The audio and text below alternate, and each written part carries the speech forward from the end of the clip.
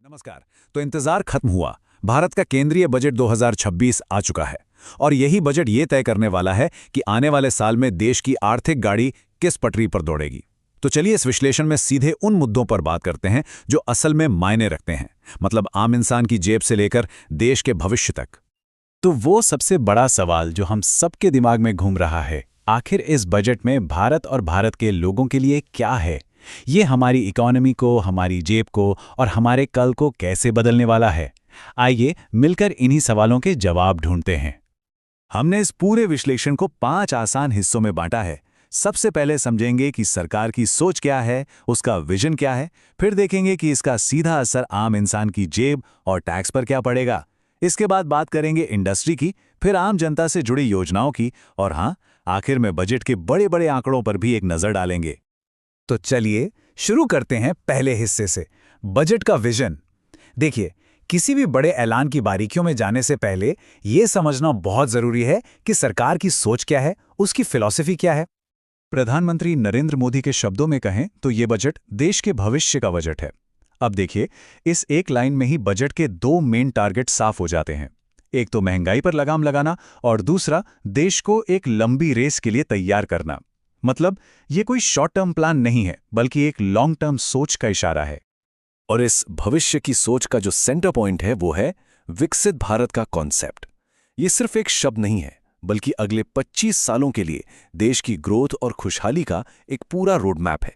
आप देखेंगे कि बजट के सारे बड़े फैसले इसी एक लक्ष्य को ध्यान में रखकर लिए गए हैं।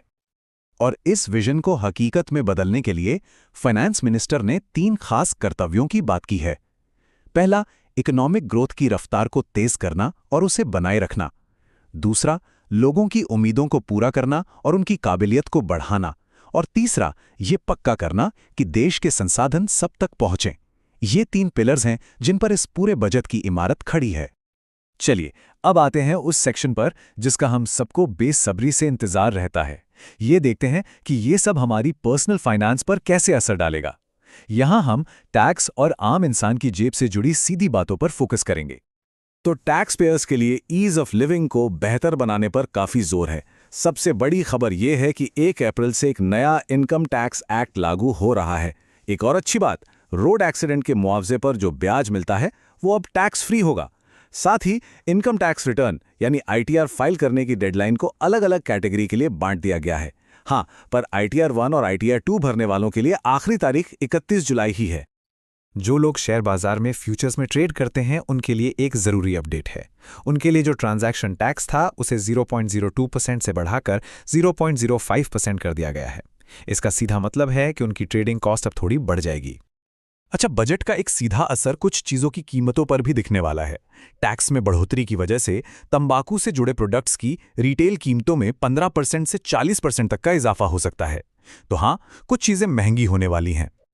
अब पर्सनल फाइनेंस से आगे बढ़कर बात करते हैं देश की इकोनॉमी की। हमारा तीसरा सेक्शन है भारतीय उद्योग को पावर देना। चलिए देखते हैं कि सरकार देश की अर्थव्यवस्था और मैन्युफैक्चरिंग सेक्टर को रफ्तार देने के लिए क्या प्लान बना रही है। इकोनॉमी को दौड़ाने के लिए सरकार इंफ्रास्ट्रक्चर, मतलब सड़कें, पुल, रेलवे, इन सब पर बहुत बड़ा दांव लगा रही है।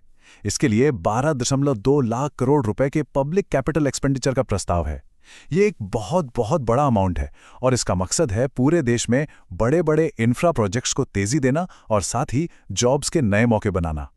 देश में ही सामान बनाने यानी डोमेस्टिक मैन्युफैक्चरिंग को बूस्ट देने के लिए सरकार ने 7 खास सेक्टर्स पर फोकस करने की स्ट्रैटेजी बनाई है।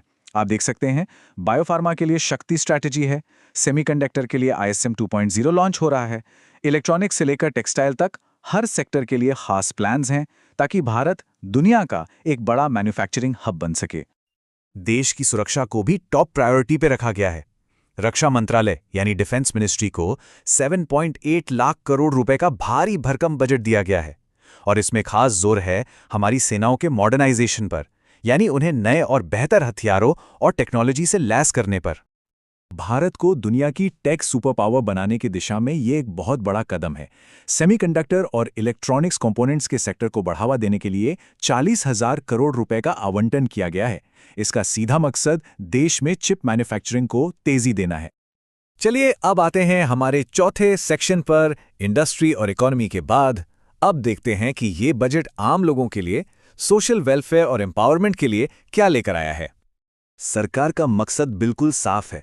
जो भी इकोनॉमिक ग्रोथ हो रही है, उसका फायदा देश के हर किसान, हर महिला और हर नौजवान तक पहुंचना ही चाहिए। मतलब ये इंक्लूसिव ग्रोथ की बात है, ताकि कोई भी पीछे ना रह जाए। तो इस लक्ष्य को पाने के लिए कुछ बड़े ऐलान हुए हैं, जैसे हर जिले में लड़कियों के लिए हॉस्टल बनाए जाएंगे, महिलाओं के सेल्फ हेल्प ग्रुप्स के लिए जो लखपति दीदी स्कीम है वो जारी रहेगी, गांव की महिला उद्यमियों के लिए नए शी मार्ट्स खोले जाएंगे, और एक बहुत बड़ी राहत की बात, कैंसर जैसी 7 गंभीर बीमारियों की दवाइयां सस्ती होने जा रही हैं। और अब आखिर में आते हैं नंबर्स पर।